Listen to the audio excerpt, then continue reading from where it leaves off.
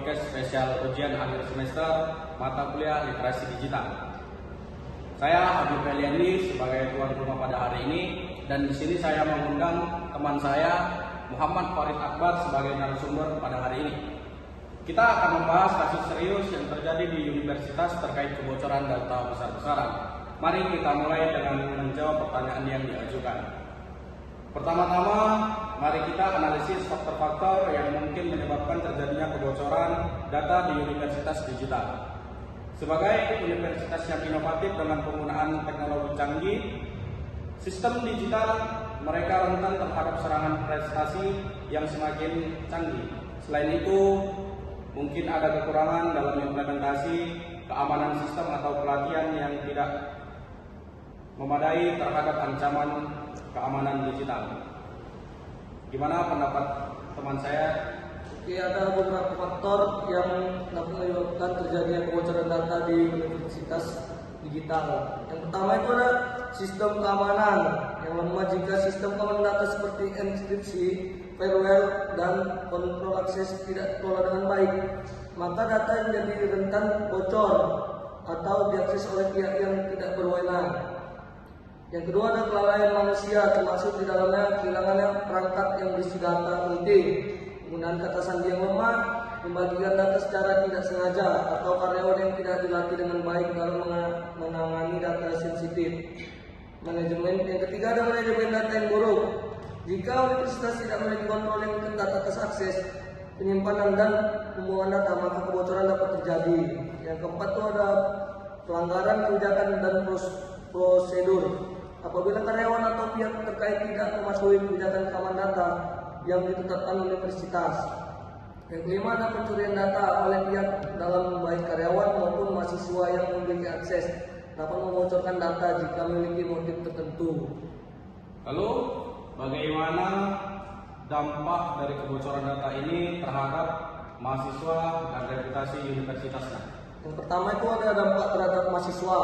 Privasi mahasiswa terancam, data pribadi seperti nomor identitas, alamat, nomor telepon, dan lain-lain dapat disalahgunakan untuk tindak kejahatan seperti pencurian identitas atau penipuan. Data akademik seperti nilai, transkrip, dan lain-lain dapat bocor yang dapat mempengaruhi proses akademik mahasiswa. Rasa aman dan kepercayaan mahasiswa terhadap universitas berkurang. Kalau dampak terhadap reputasi universitas, yang pertama itu ada kehilangan kepercayaan dari mahasiswa, calon mahasiswa, dan masyarakat luas terhadap kemampuan universitas dalam melindungi data dan privasi. Citra dan nama baik universitas tercoreng yang dapat mempengaruhi penilaian akreditas dan daya saing universitas. Kehilangan mitra bisnis atau akademik karena dianggap tidak menjaga kerahasiaan informasi dengan baik. Oleh karena itu, universitas perlu mengambil langkah-langkah serius dalam memperkuat sistem keamanan data, mematuhi peraturan perlindungan data, serta menangani insiden kebocoran data dengan transparan dan profesional untuk memitigasi dampak negatif tersebut. Oke, baik. Pertanyaan berikutnya, bagaimana konsep privasi digital berperan dalam kehidupan kampus dan mengapa ini penting untuk dilindungi? Ya, privasi digital mengacu pada perlindungan data dan informasi pribadi dalam lingkungan digital atau online. Dalam konteks kehidupan kampus, privasi digital sangat penting untuk dilindungi karena ada beberapa alasan. Yang pertama, melindungi data pribadi mahasiswa dan staf. Universitas mengelola data pribadi seperti identitas, alamat, nomor telepon, dan data akademik, data keuangan, dan data sensitif, informasi sensitif lainnya dari mahasiswa dan staf. Kebocoran data ini dapat disalahgunakan untuk tindak kejahatan seperti pencurian identitas, penipuan, atau pelanggaran privasi lainnya. Yang kedua itu adalah menjaga keamanan sistem dan infrastruktur IT.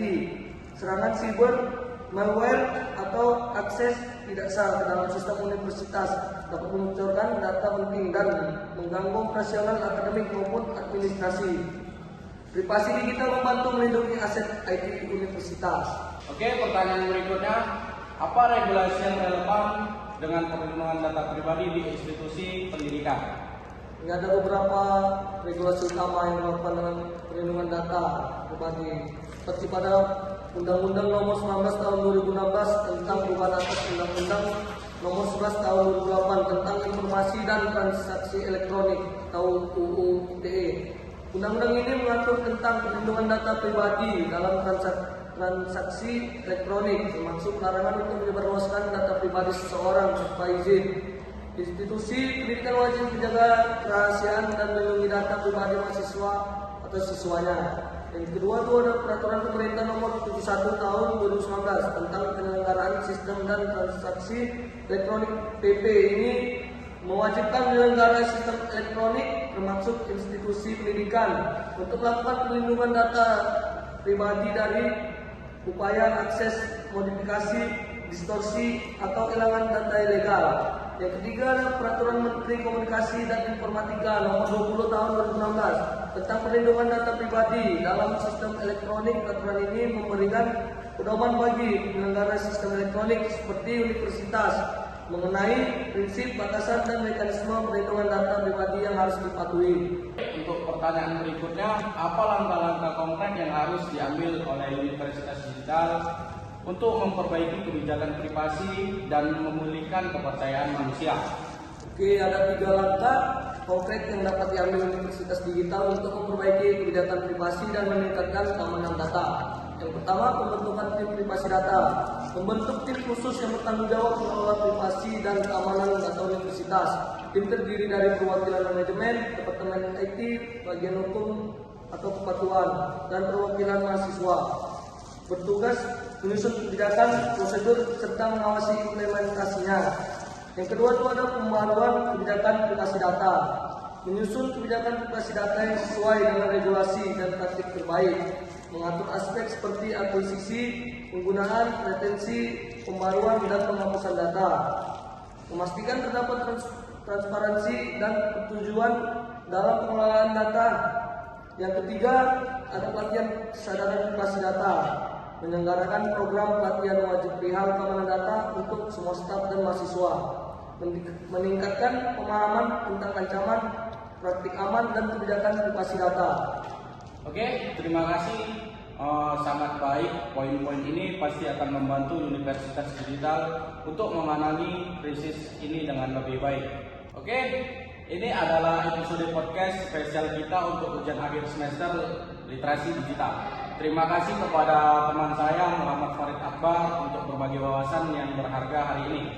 Jangan lupa untuk selalu memperhatikan keamanan data pribadi kita di dunia digital yang semakin kompleks ini. Sampai jumpa pada episode berikutnya. Terima kasih kepada teman saya Habib Eliandi yang telah mengundang saya. Sampai jumpa. Salam satu nyali. Wani Paslau.